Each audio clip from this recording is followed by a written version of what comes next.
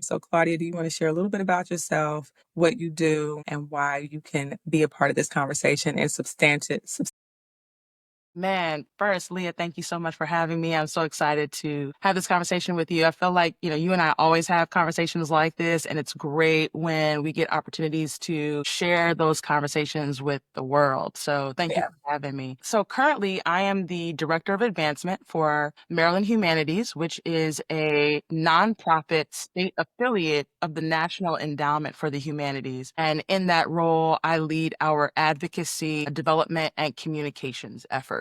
Okay, so tell us more about what it means to be a part of the National Endowment of the Humanities. And I'll say this before we get to that. Obviously, you have ties to the humanities with the work that you do, but can you talk about why you believe in the power of humanities even prior to that? Like I said, we got degrees in English, and degrees are one thing, but it's another thing to actively be working in those spaces. So, what do you think about the power of the humanities? Yeah, so I actually think that the humanities have the ability to construct our communities. When you really do, we've done all the literary theory, right? And so I think theoretically thinking about how language constructs reality is one thing. And then it's another thing to see how language constructs reality through policy, through legislation, through media, through the narratives that we articulate, whether that be through history, through social media. And so our reality is absolutely constructed through language, through storytelling.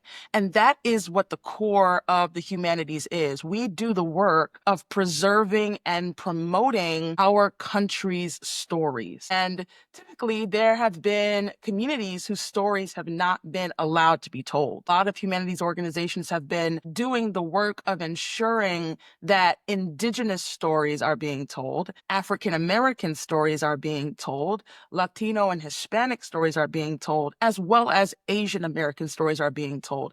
This country is not exclusively a country that is built on white European immigration. And when we think about our country's founding, our country's growth, and our country's progress, you cannot talk about it without talking about Indigenous, Black, Hispanic, Latino, and Asian contributions. And so, what I think is critical about the work of the NEH, as well as the work of our state councils, is we really consider ourselves to be public in the work of public humanities. And so, we do not believe that the humanities are an elitist sector, really kind of for those who are wealthy and privileged, who have time to do book clubs and enjoy, these kinds of very ritzy experiences. We fundamentally believe that access to museums, access to libraries, inclusion of primary source materials in K through 12 classrooms is central to the formation of our citizenry and is central to ensuring that we have an informed citizenry engaged in civic duty. So the NEH has, as part of it, what's called the 56 state and territorial councils. This includes the 50 states, but also, right, there is a Guam humanities, there is a Puerto Rico humanities. And so these are entities that by law are included in the funding that the National Endowment receives by congressional legislation. So currently, when you talk about the funding cuts, particularly for the state and territorial humanities councils, what we're seeing is an unlawful termination of the funding that is legislatively promised to the state and territorial councils. And one thing that we, as we're saying, we think it's interesting that Doge has made these cuts because the way that the NEH works with the state and territorial councils is actually in alignment with what Republicans tend to want. Republicans really advocate for states receiving federal dollars and then the states determining the best use of those dollars. That is by definition what the state and territorial councils do through the NEH. We receive those dollars and we allocate those funds to ensure programming of a variety of kinds throughout the entire state of Maryland. And I know that I can attest for Maryland Humanities that our programming, services, reach, and impact has touched every single county, including Baltimore City, in the state of Maryland. And I know that there are several other state and territorial councils who can attest the same. And so that's just kind of like a quick synopsis of kind of putting all that together. Thank you, Fran. So it was something you said. There's several things, but I want to focus on the piece around this is actually unlawful, what is happening. I think it's important to lean into sort of highlighting that because I think in many ways I've heard some rhetoric about, well, things change with new sort of presidencies. But what we're talking about are bipartisan legislation, right? That has already been put in place. And so to remove it in the ways that it has, one is unlawful. The other thing is this narrative about, even with the Department of Education, we're defunding it so that all of this funding can go or all of this power can go back to the states. When the reality is that states already hold Power. 90%, I believe, Correct. of the funding in terms of allocation of what can happen in their various public school systems or their school systems in general. And so I'm really, something says, can you hear me? Okay, there we go. Are we back? Can you Yeah, hear you me? look like you're back now. Okay, okay. Okay. And so it's really concerning when we're talking about this narrative around state funding that then when states are doing, or humanities councils in this case, are doing the very work that is supposed to happen, that then we turn around and we change or completely remove the goalposts and we come up with a completely different narrative and story. How does this tie in, do you think, into sort of, I believe, I like to argue, post desegregation and sort of consistent attack on public facing education? I think we talk a lot about the public school system and a deconstruction of the public school system. Again, post desegregation, sort of trying to privatize schools, demonizing teachers, demonizing public school systems. But here we see is a public facing scholarship in general, the Smithsonian, libraries, humanities councils. What do you think about sort of historically how we've gotten to this moment? Man, so what has kind of been coming to my mind, Leah, is I don't think these entities want to completely eliminate these institutions. They want to reframe their work. So, for instance, right, when you think about the Smithsonian's, when I was reading the executive order and just some of the information that's been coming out over the last several weeks, it seems more like they're not interested in eliminating the Smithsonian's, but whitewashing the Smithsonian's. And so there is a prioritization of certain stories to the neglect of other stories. And I think that that's important to say. I think it's the same for when you're thinking of K through 12 education, particularly post-segregation. What I think is very interesting when you think about education after the civil rights movement, particularly during the late 60s and early 70s, that's when we get the institution or the creation of the field that is Black studies. And every year after that, there comes a new cult study, right? So now we are formally specializing in Latino and Hispanic history. We're formally specializing in Asian American history. We're formally specializing in indigenous histories, right? And so during that time, by the time we get to I think Kimberly Crenshaw and the double burden, I believe that's the early 80s. And that's when we get the formalized term that is critical race theory. That is a legal term, deals with case law and how Black women were being treated in the court system. And so it is a theory that helps lawyers and attorneys in particular come to understand the intersectionality of how Black people are treated in the criminal justice system based on both race, gender, and she even argues sexuality as well. What we have seen in the most recent period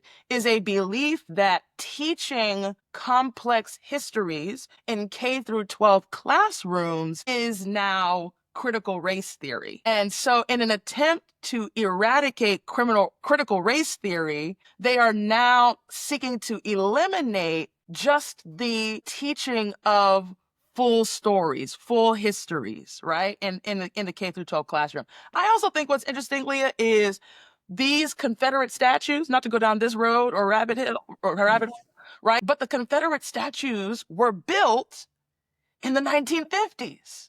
when you really look at them in the South, they were primarily built by the KKK and individuals who were in these kinds of secret white supremacist societies. And they were built as an intimidation tactic to keep Black people from engaging in a civil disobedience. And so when you think about how certain histories come to fruition and when they are important or most important to be prioritized, I always think it's just so important for us to recall and remember, right, that these Confederate statues were not built immediately after the Civil War. They were built like 100 years later, if not more, right? So that means, were they built to celebrate and honor these individuals from the Confederacy, which by historical definition was an act of treason? Were they built to honor those individuals, or were they built to intimidate people of color and keep them in a particular socioeconomic position? And I think that right now, what we're seeing with the defunding of the NEH, with the defunding of the Institute for Museum and Library Services, or we're seeing through the involvement that this administration wants to have with the National Archives, with the Kennedy Center, as well as with the Smithsonian. And I think it's important to also say the Smithsonian is a separate entity. It is not a government agency. It's a private funded entity, right?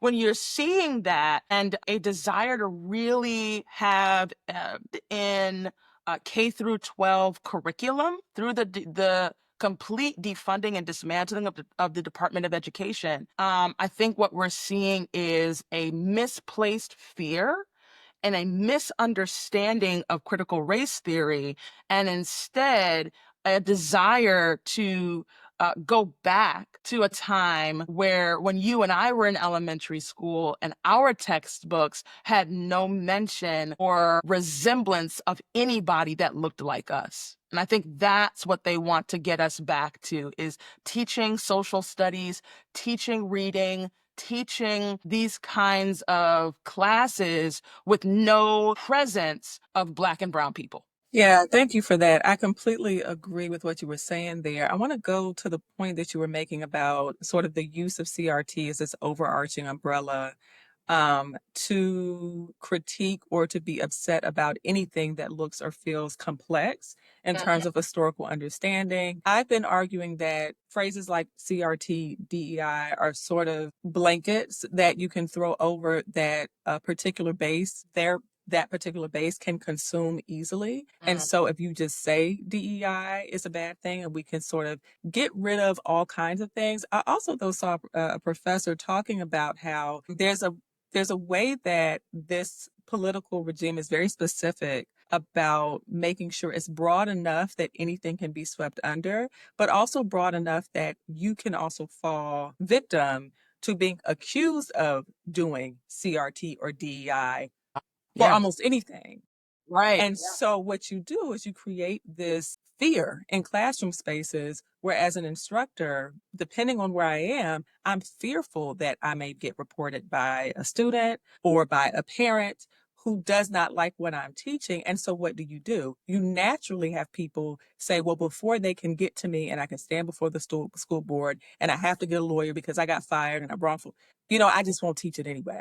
Or I'll voluntarily take the books out of my classroom, or I just won't participate in this because it's entirely too much work. It's creating a system where you say it's entirely too much work, which gets to the next point, which is about the kind of focus on higher education. It feels like phase one was K through 12, and it feels like as we're entering into phase two, there's a specific kind of focus on the funding around higher education. Now, do I think it can be taken away or not? I don't know. But it's not lost that we're not going after major state schools.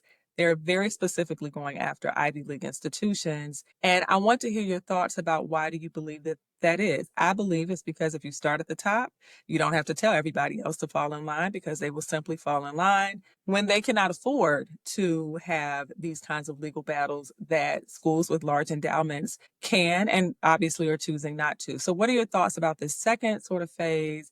And maybe not really, not even a second phase, but this ramping up of Yeah. a focus on specifically Ivy League institutions. No, yeah, sis. I mean, I picked that out too, in terms of just the fascination around they're dealing with private institutions. These are long-standing private institutions, and like you said, they are the Ivies, and they have billion-dollar endowments.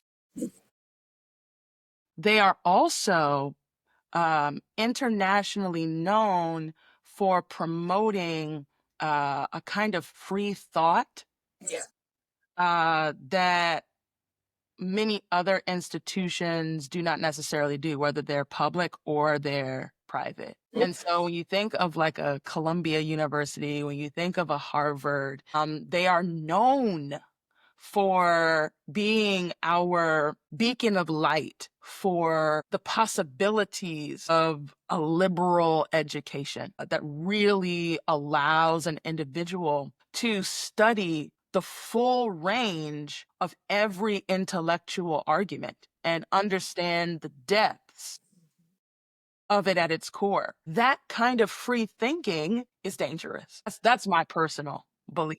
I believe that kind of free thinking is dangerous. And I think that if you can make a Columbia University intimidated, if you can make a Columbia University say, you know what, you got it, then just like you said, Leah, I don't think anybody else, you don't have to have a conversation with anybody else, because immediately they will say, well, I mean, what we don't have is that.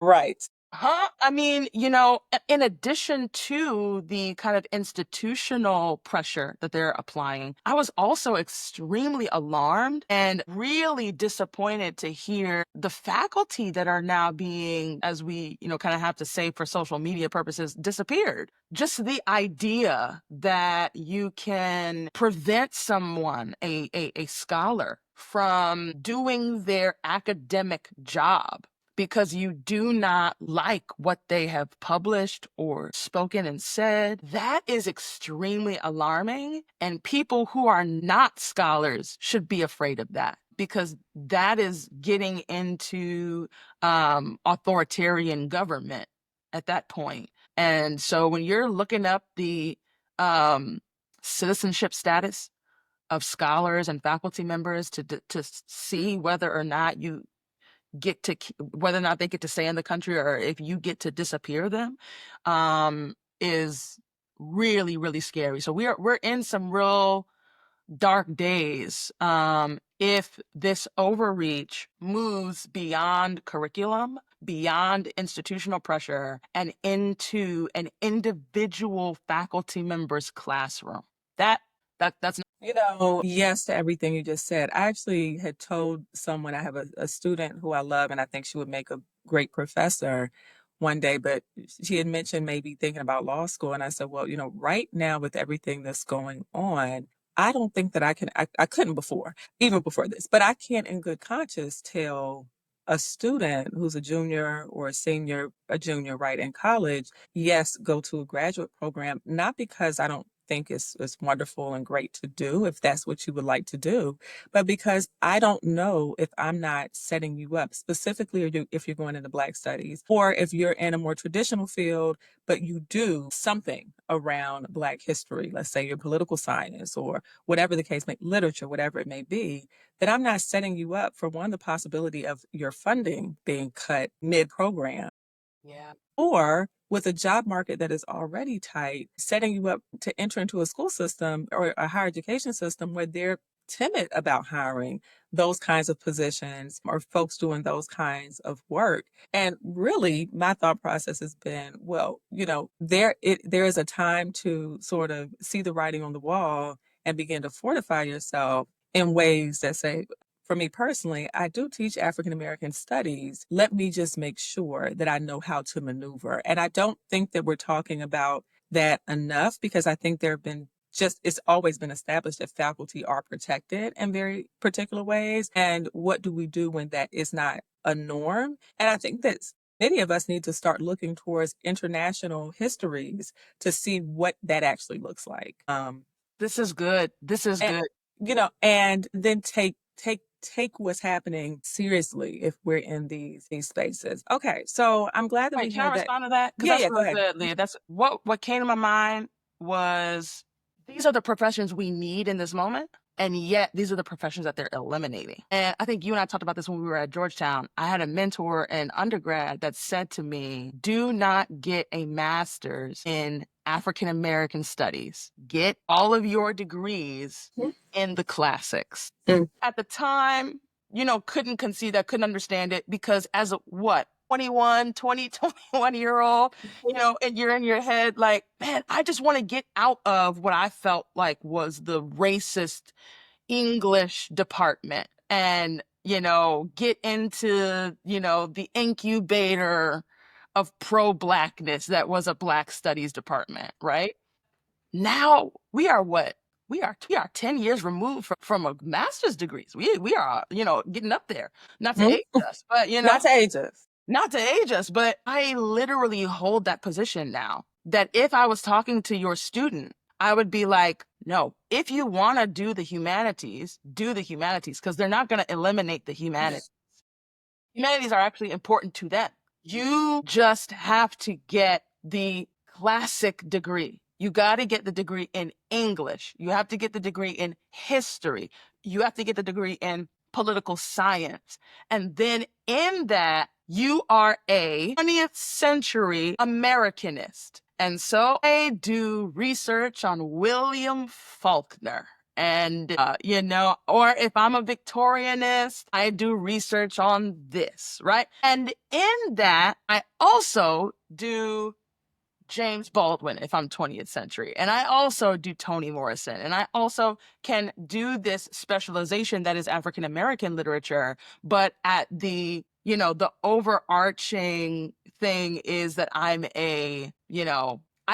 when you cancel my AFAM class, I can teach your modern lit class. And so it's almost like we're forced to think strategically right now because we still need Black faculty in these humanities departments. If we do not have Black and brown people in these humanities programs, then they win because they don't have skin in the game to continue to teach classes that they are not specialized in or that they resonate with on a personal level. Whereas you and I, we have a personal investment in ensuring the preservation of Black theory, Black history, Black literature, etc.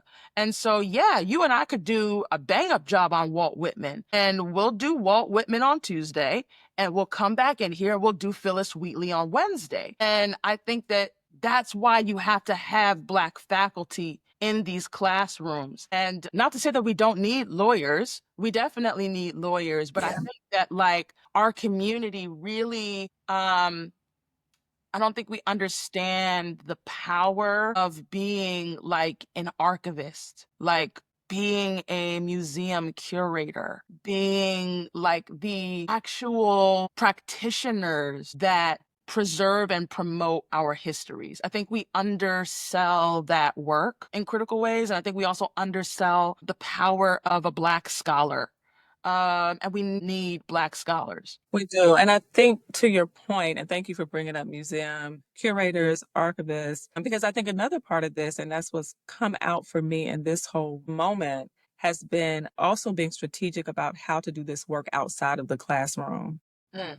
to the point of what you all are doing, but in our own ways, building our own personal archives, our own libraries that we can go to, pass down, teach to our children, nieces and nephews in important ways that may or may not be there. And I think Black people have we've always done that, whether we're in barbershops, whether we're in churches. I think one of my colleagues was telling me that people took the FM AP curriculum or syllabi that was out there that didn't get picked up maybe in their state and they started teaching it in their local church. Like, I think there are ways that we have to think about go back to what we've always been doing, but getting Black scholarship outside of the classroom in order to make it happen. Because to your point, they might cancel that Black Studies course or they might cancel that CRT course, but I can take everything that I know and I can teach it. In this case, I can teach it online if I wanted to, or I could teach it in other spaces around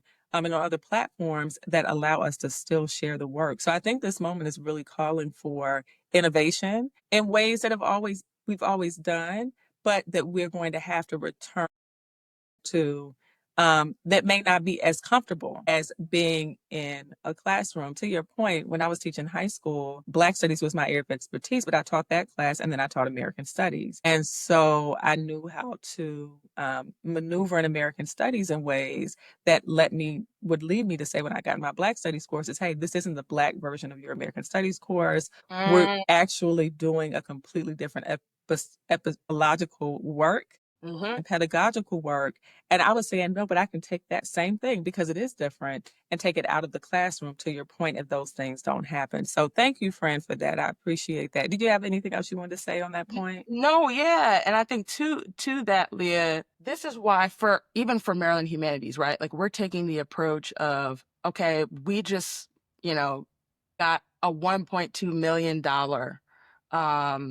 grant terminated, right? That's close to half of our operational funding. But we're saying, you know what? We subscribe to a kind of fundraising model that we know as community-centric fundraising. So even though we have lost this federal funding, we ultimately are not a federal agency and we are also not a state agency. Oh, that's good. We are a full-on nonprofit, which means that we can survive this if we do the work of getting private funding, even if it is a groundswell of individual Marylanders that are like, you know what, Claudia, I'm gonna give y'all $1 a month to ensure that this organization is able to continue its work. And so to the example that you gave, particularly about the church in Florida that began teaching that African American Studies curriculum. I love that because I think what we're going to need in this season is more nonprofits that are coming up and saying, okay, you know what? These faculty members just got fired, or, you know, this is what's happening at my local college or university. This is what's happening in XYZ state council, right? Because not every state council might survive this, right? And so, how then do I maybe create a nonprofit that can do this work that is backed by the people and does not receive federal dollars? That's our plan. Our plan is to not dissolve. Maryland Humanities' plan is to become backed by the people so that we are able to continue to do the public humanities work that we're doing, and we don't have to answer to anybody. We don't have to answer to a president. We don't have to answer to a governor. We are saying, you know what? We believe in this work. We believe in the communities, the indigenous communities that we're connecting with on the eastern shore of Maryland, and we are committed to helping them preserve their histories. We are not going to stop doing the work we're doing with indigenous communities because the federal government does not want to give us funding anymore, right? And so I just say that to back up everything that you're saying is maybe it is for this generation that we are in and behind us to get the legal degree, get the humanities degree, get this. But I think we've got to start thinking strategic and saying, okay, you know what? Maybe I do work for XYZ institution. Maybe I do work for XYZ agency, but I'm starting an independent nonprofit that is also going to continue to do this work so that in the event that I lose my job because of whatever is going on politically, I can continue to do the work that I'm passionate about in an independent capacity. Oh, that is exactly how we are needing to think. Certainly, I'm one who really does not like the work of entrepreneurship, not interested at all. Me too. I feel you. I get rebuked so much. What I can say is in this moment, I'm like, let me get myself together. Get myself together. Gather, LLC. let me gather, let me, and let's start building because this isn't promised in any situation, but even more so in this current political moment with the work that we just simply have decided to be committed to and to do. So we mentioned the church. I think it's a good time to pivot into that conversation around religion. Claudia did not share. I'm going to let her extend her biography to include her faith work. And so I'm going to pause here. Yeah. let you bio, and then I'll ask a question. Yeah, so I am also the assistant pastor of a historic African American church called the Dupont Park Seventh-day Adventist Church in Southeast DC, District Ward. It just got installed there March the 1st, and so excited to be there. Prior to that, I was volunteering as a lay pastor at the Emmanuel Brinklow Seventh-day Adventist Church. And so I have been I've definitely been preaching for probably 10, 15 years, but have kind of been formally operating in the role as pastor since about 2022.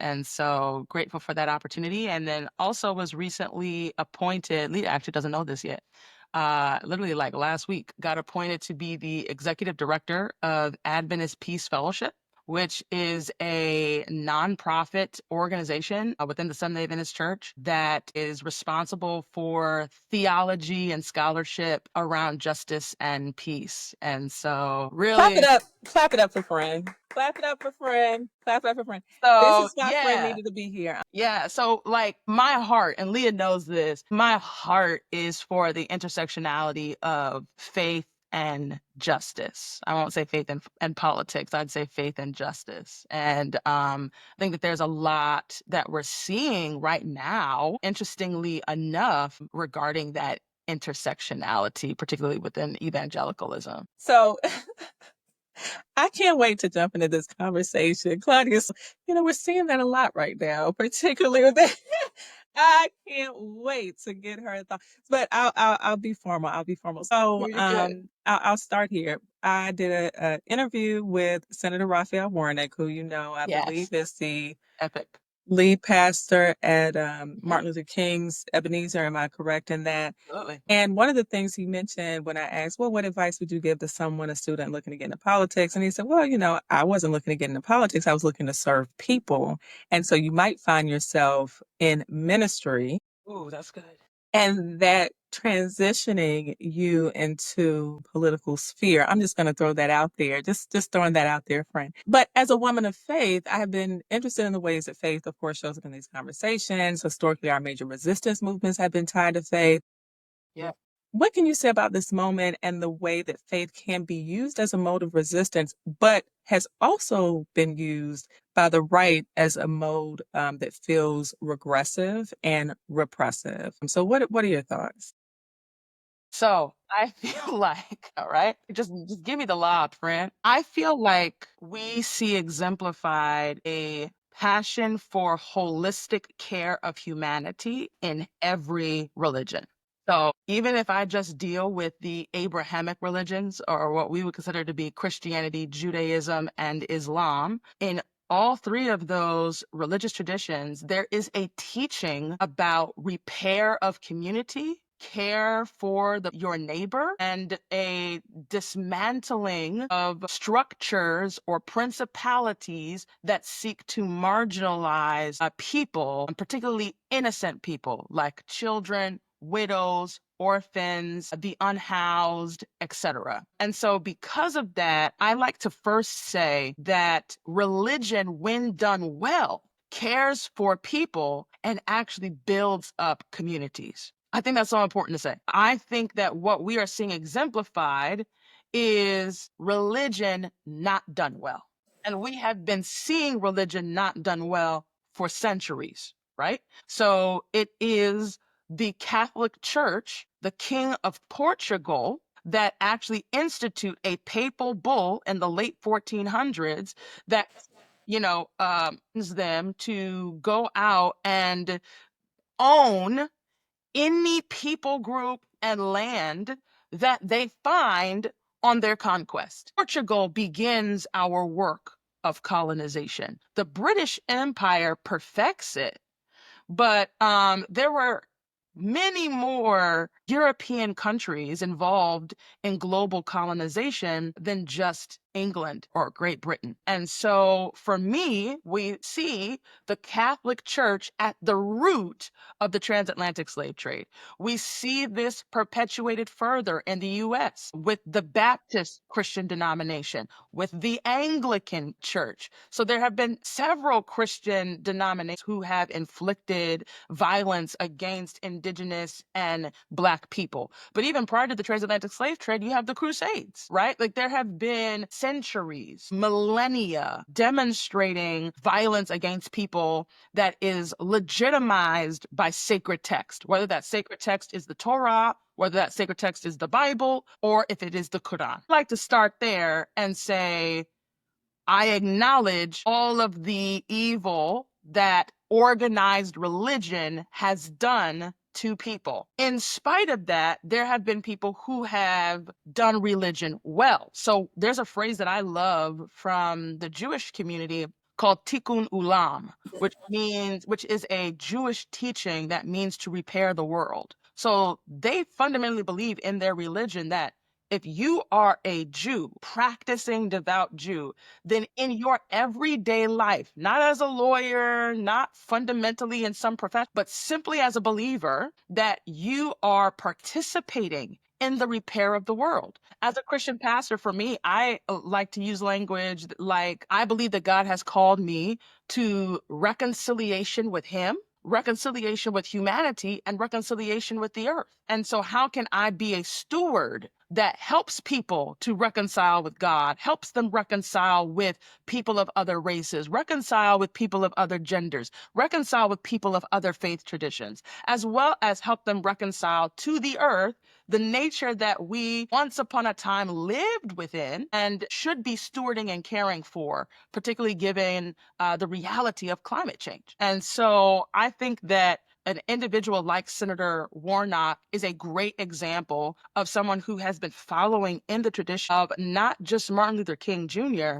but so many other theologians, pastors, rabbis, imams, and others who have dedicated their lives to repairing the communities in which they live in. Well, thank you so much, friend, for first of all giving us the history and then giving us a foundation by which to think through faith and relationship to justice. I think that we often, because the narratives that we are sold are sort of around protest and sort of faith aside of protest, specifically in the African American tradition, we sort of lose the foundation of what has not been done well in organized religion that often people will tell us and sort of critique, but maybe don't have the correct history for it. But then what has been done well is also. So thank you so much for that. Another question I had is the role of Christian nationalism that we're sort of seeing in this particular moment and the sort of deep ties that seem to be there between, or narratives that seem to have been played on in particular ways amongst certain political groups and then having alongside others. I'll tell you, I haven't listened to like a TBN or one of those in a long time, but my hairstylist sort of plays those kinds of channels on repeat. And I had the wonderful pleasure of hearing the political news via that channel. And I was shocked because I haven't heard it in so long because I'm an NPR girly. Mhm. And I have consolidated myself into this tight little bubble where that is where I get my news. That I was shocked by the conversation. And then I happened to stumble into the cesspool that is Facebook and saw some things. And again, was shocked because I have sort of isolated myself around the type of information I engage with and don't, and have curated my algorithm, so to speak, in Mm. particular ways. So can you talk or speak No, to but that? no. Can you tell us what they were saying on the TBN news?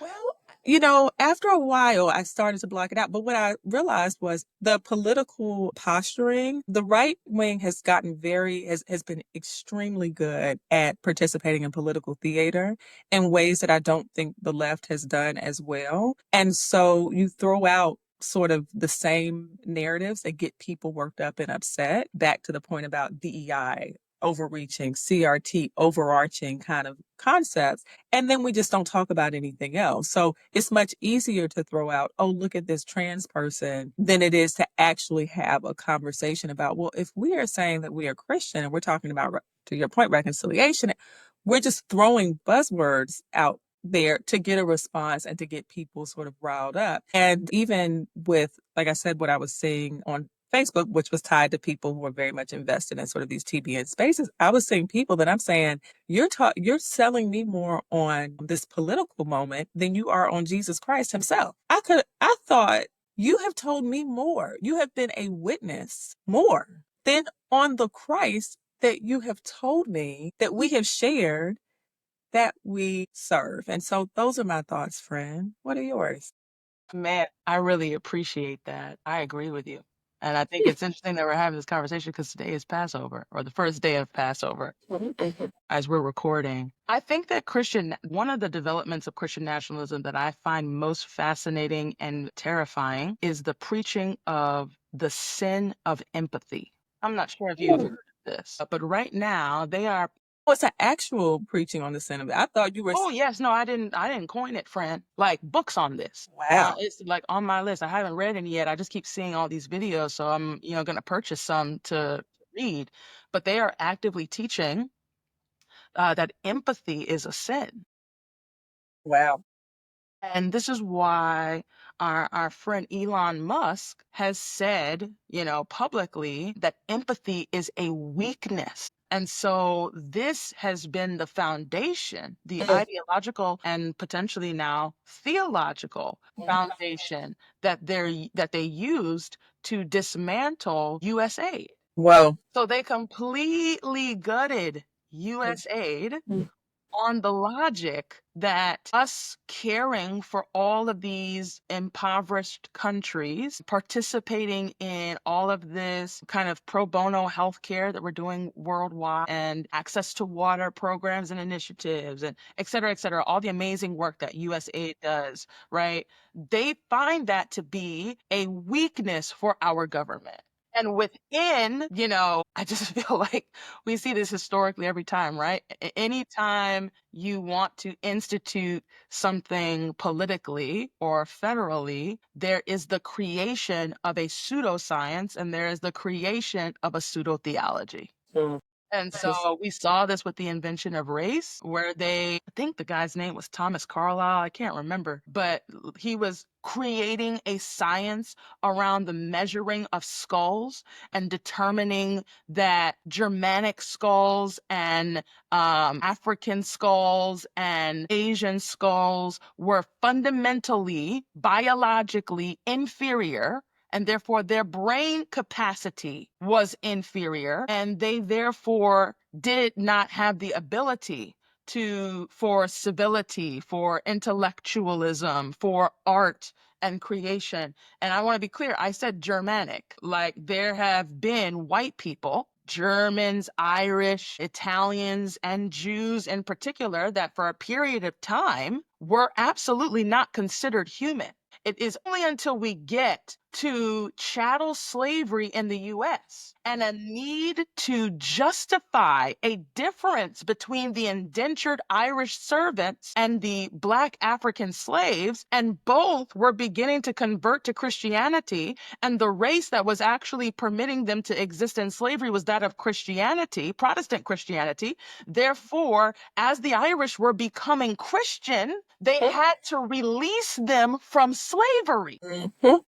So now they're released from slavery, and you are declining in a slave class, which is inhibiting your wealth growth. So now we have to come up with a pseudoscience and a theology in order to maintain our slave class, which is generating our wealth growth. So now we are permitting the Irish to be identified as white, and then we are going to create a Black African class that is only 3/5 of a human. And that now needs some theological basing. So now we get the curse of Ham. And now we're getting theological arguments that are suggesting that African people, as a result of Noah's sin, have been predetermined by God several thousands of years ago as being relegated to a perpetual slave class. That is the former thinking. Now we come into 2025. Now the new theology that they are creating that you need to be aware of is the sin of empathy. And this now is what allows these people to have absolutely no compassion for, let's say, the trans people that you spoke about.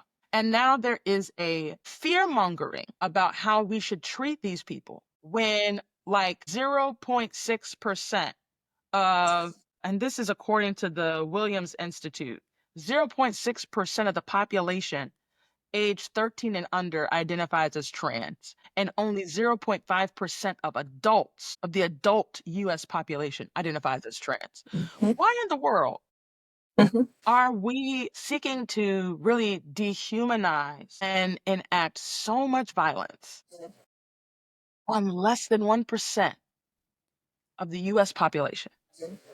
For me, that shows that Christian nationalism at its core is not Christianity. When you study I'll rephrase this. I feel like when you study the Bible in context, you see, more importantly, that at the core of its teachings is choice. God permits humanity to choose to love them whether or not they, it's not a love out of coercion. You get to choose. You get to choose whether or not you want to sin, or however you choose to sin. Your sin might be what the Bible calls sexual immorality, and your sin might be lying, and your sin might be pride. And so everyone wants to speak about how sexual immorality is an abomination to God, but lying is also an abomination to God, and lying is also mentioned twice as an abomination to God. So if there was a rank according to scripture about which sin is actually worse, it seems like lying is actually far more of God's concern than whether or not you are struggling with gender dysphoria, for example. And so for me, Christian nationalism is a political agenda. It is not a theology. It is fundamentally a political agenda to establish Christianity as the national religion. But they are not establishing Christianity like an actual representation of biblical Christianity as the religion. Really, it is more about the nationalism piece. And they are intent on composing or constructing narratives that support this kind of nationalism. And so it's, one nation under God. Mind you, one nation under God as a phrase did not come into the American lexicon until like the 1930s. So we began to see it on currency. So this idea that the term like one nation under God has always been, in our forefounders' language, right? Like Thomas Jefferson was a Christian. Okay, we have Thomas Jefferson's Bible. He actually was taking stuff out. Thomas Jefferson's Bible is heavily edited. Thomas said, "This isn't for me, and I'm going to edit that out." Yeah, like Thomas was pulling pages out. Like, okay. So when we say the Christianity of our forefathers, what do we mean? The Christianity of Benjamin Franklin, the Christianity of George Washington, these men did not believe in actual biblical inerrancy, biblical authority. They manipulated scripture for their own political agenda. And that is what we're seeing Christian nationalists do in this current moment. Yeah, I wanted to say a little bit to your piece about there needing to be a pseudo theology and a pseudoscience, because one of the things that I think in having all these conversations about sort of the defunding or the focus on the humanities is I think a lot of people have felt sort of protected on the sciences side in ways that now you can't because NIH was also pulling grants depending on particular language.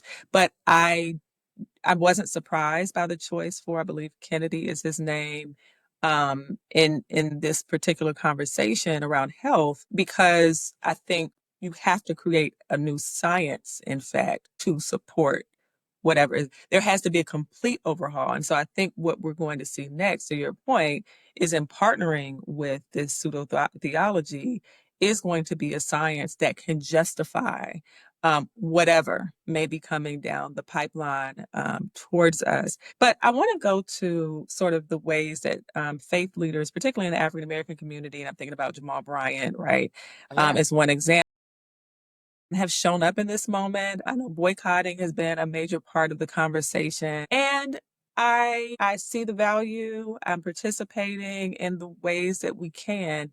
But it feels a little bit like this moment is so big and so broad that boycotting is just one small piece of what feels like many cogs in the wheel that need to be dealt with. So what are your thoughts about the ways we can amplify the issues facing each of us, from economics to freedom of thought production, in terms of African American faith leaders, where this can go Yeah. or should go?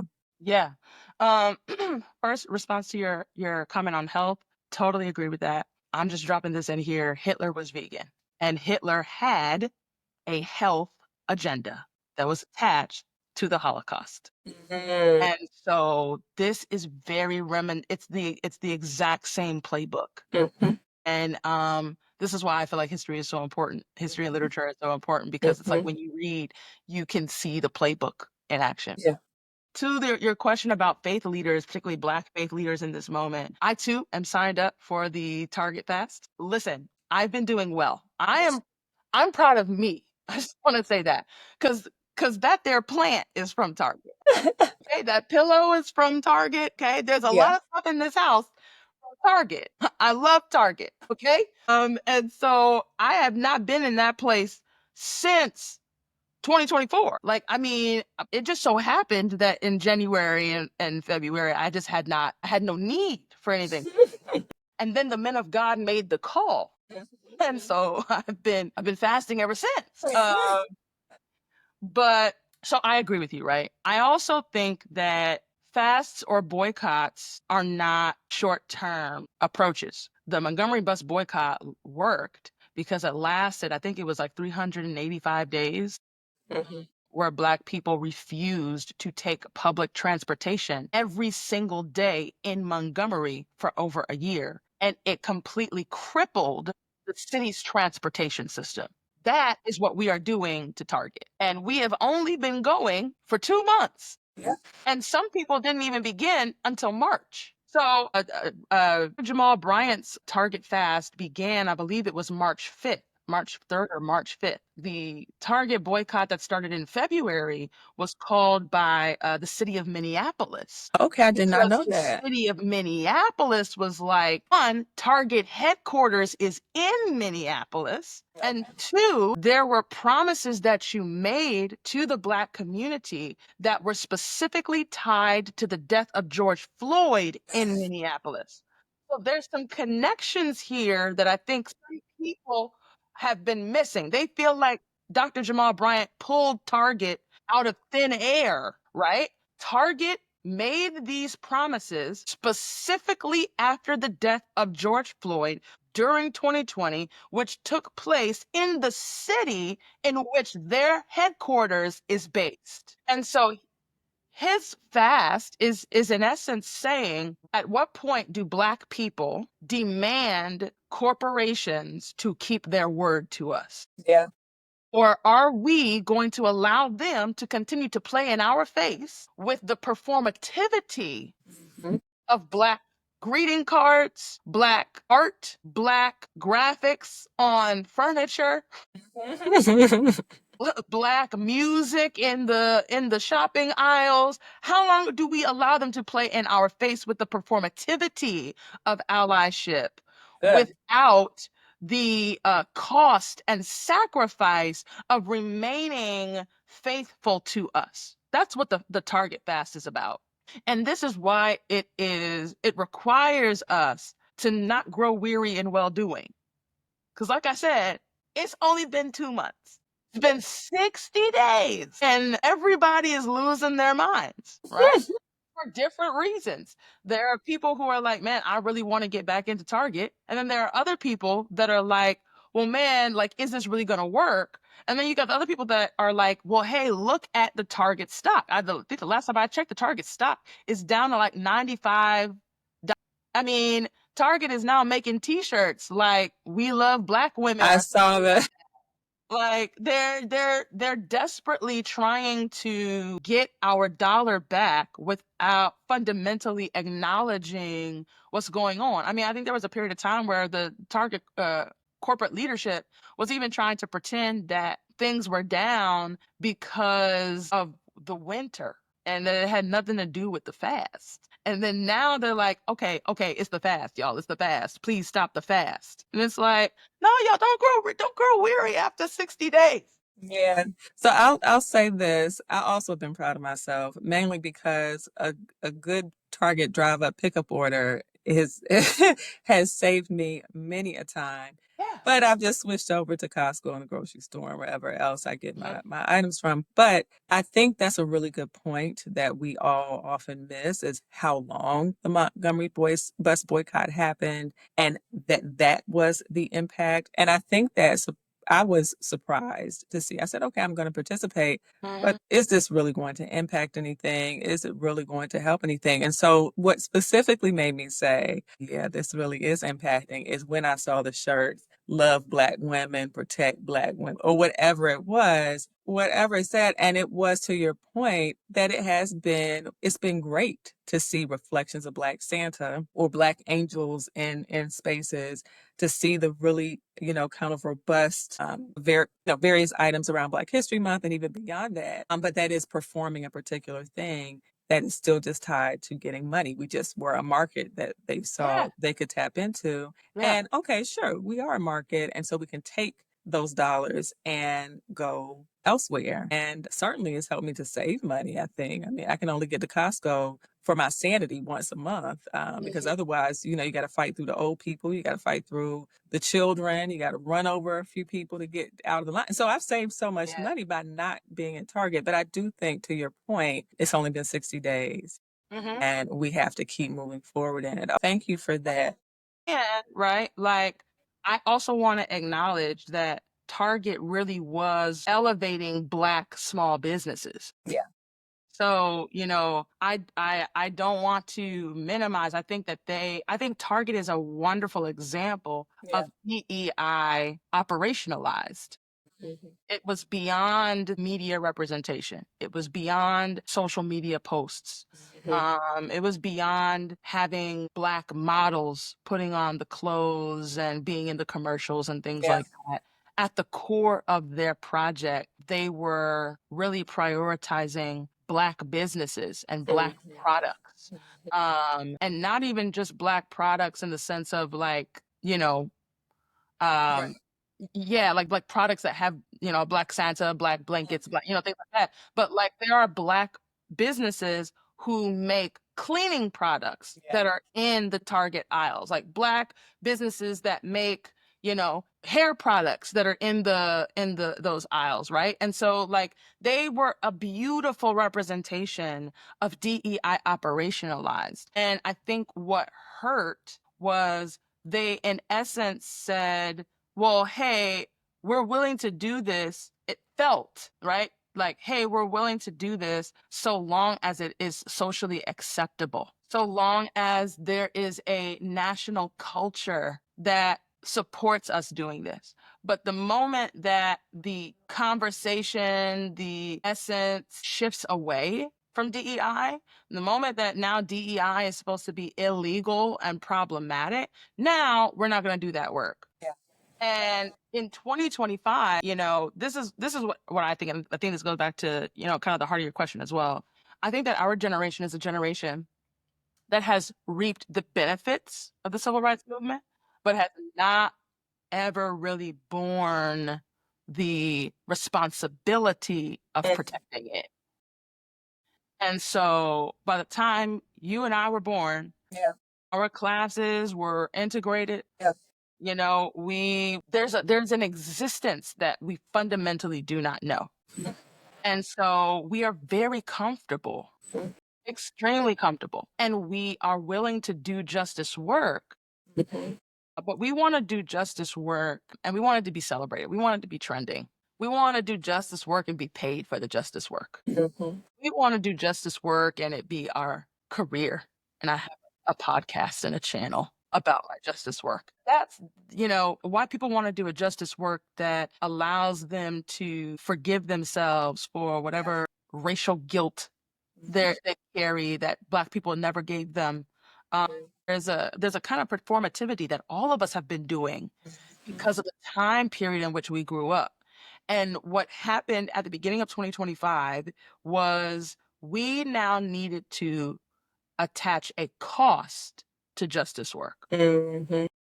Now there is a possibility of you losing federal funding if you continue these DEI initiatives. Yep. Now there's the punishment of XYZ if you continue doing these kinds of initiatives. And so individuals are trying to protect their livelihood. This is not a judgment on anybody. It is self-preservation. Self-preservation is antithetical to equity. Yeah. Self-preservation is antithetical to civil human rights. Mhm. Self-preservation is antithetical to justice work. Mhm. And now, whether it is the church, whether it is community activists, whether it's scholars and professors, all of us are really facing the confrontation that is, what are we willing to lose Mhm.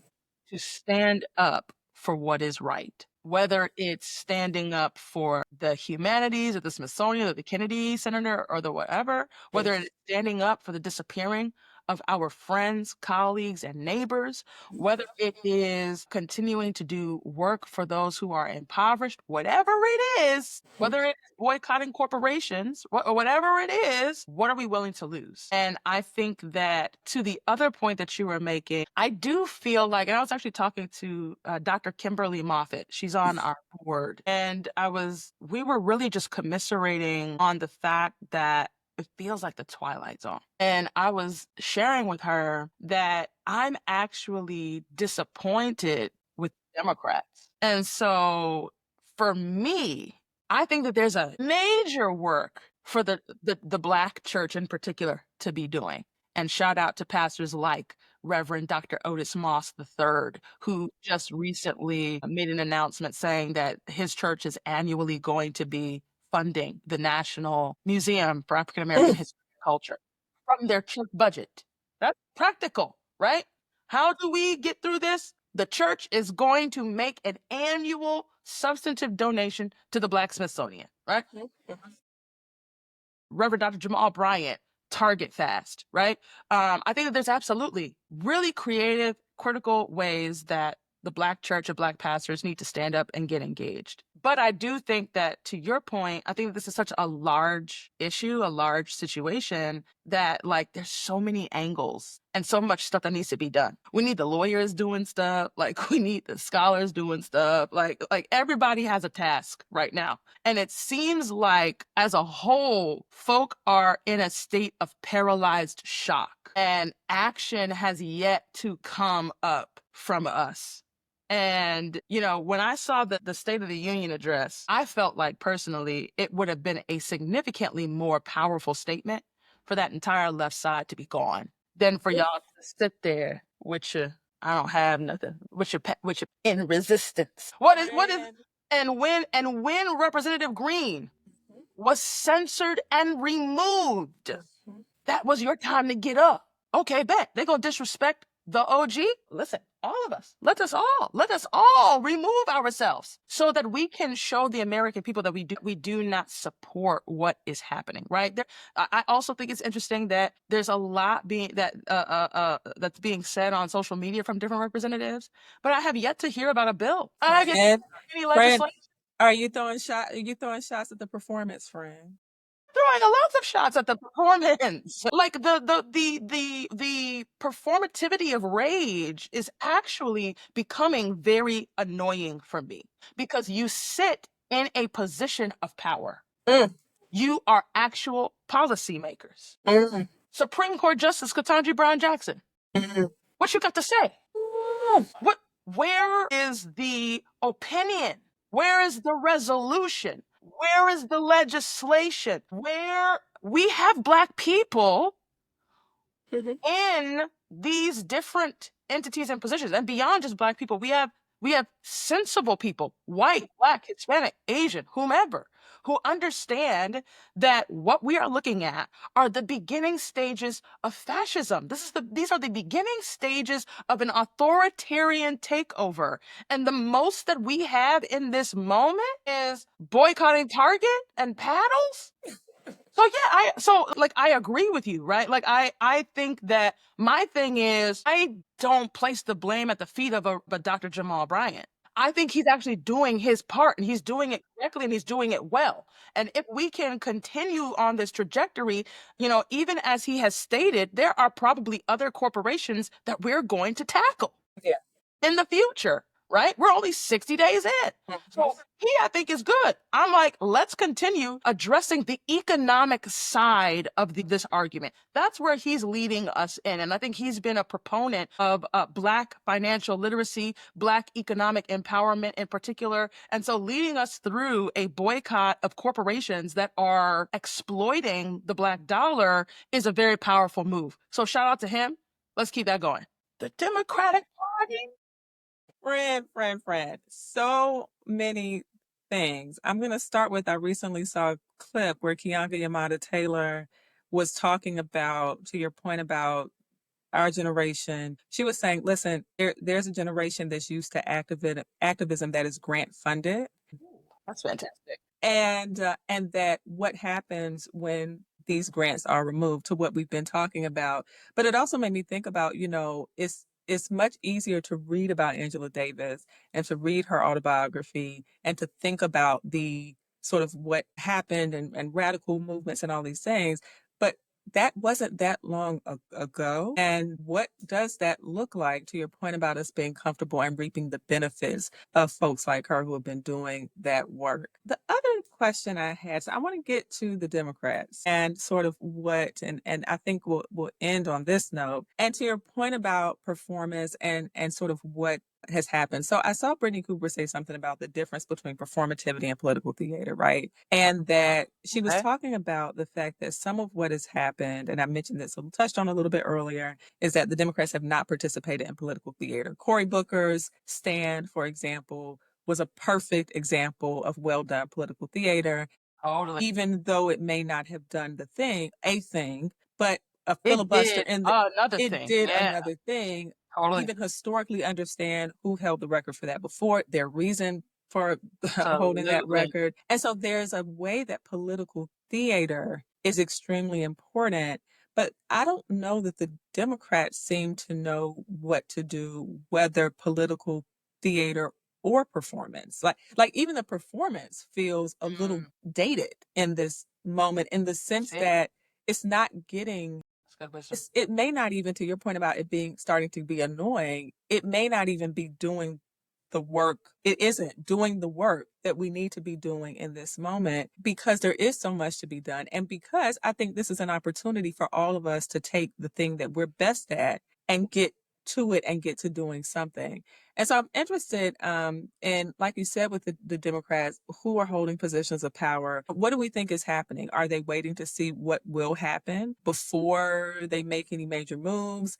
I'm still getting emails about donating money. I've donated all I can at this point to the Democratic cause. But what do you think is the sort of game plan? Because it doesn't feel like there is one. It kind of feels like let's just ride the wave and hope for the best. Yeah, I mean, I haven't seen or heard of anything that sounds like a game plan to me. That's a short answer for you.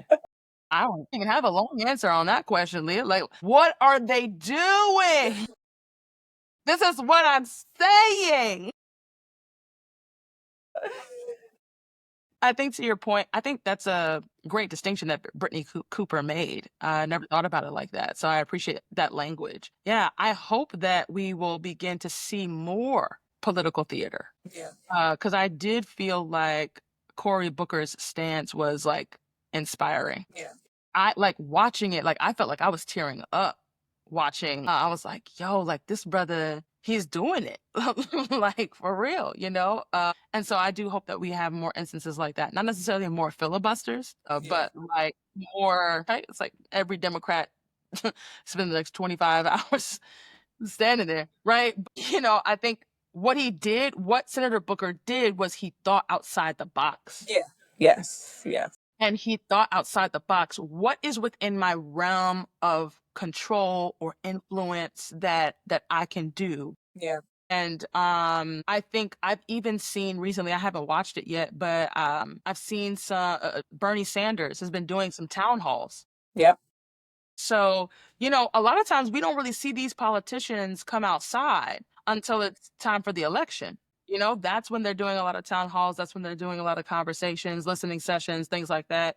And I'm seeing right now they're outside. Yeah. And so I'm seeing a lot more rallies. I'm seeing a lot more conversations. People are connecting with their constituents Yeah. and really informing them about what's going on, and really empowering them to make change. And so I think that was encouraging to me Yeah. post Booker. And I'm hoping that we will see more individuals connecting with their constituents and really providing some substantive solutions. Now, I will say this: I was not in the protest on April the 5th. No. I don't intend to be No. in no protests coming up. I feel like I've been in all of them up to this point. I'm not No. going more. So I am civically engaged in other ways. And There it so is. one way I'll give your audience an example of is I really do be reaching out to these representatives. And so emailing, phone calling to your representatives is absolutely powerful. Now, I know some people feel like it's discouraging because it's like, well, I didn't get like a personalized Right. Response back. response, or no one answered the phone. So sometimes you're feeling like you're talking in a vacuum or in an abyss. But what you should know is that they are actually tallying the subject, so the That's good to know.